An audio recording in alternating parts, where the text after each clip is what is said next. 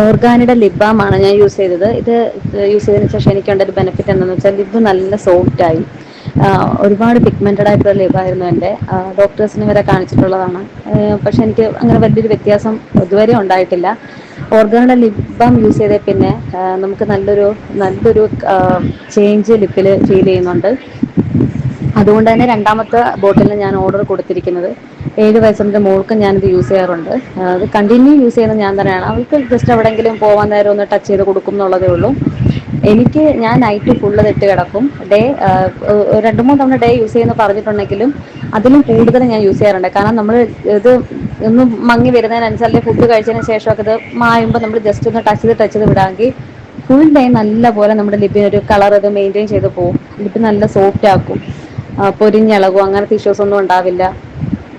അപ്പോൾ എനിക്ക് എല്ലാ രീതിയിലും ഒരുപാട് ഹെൽപ്ഫുൾ ആയിട്ട് തോന്നി ഓർഗാനിയുടെ ലിപ് ബാം.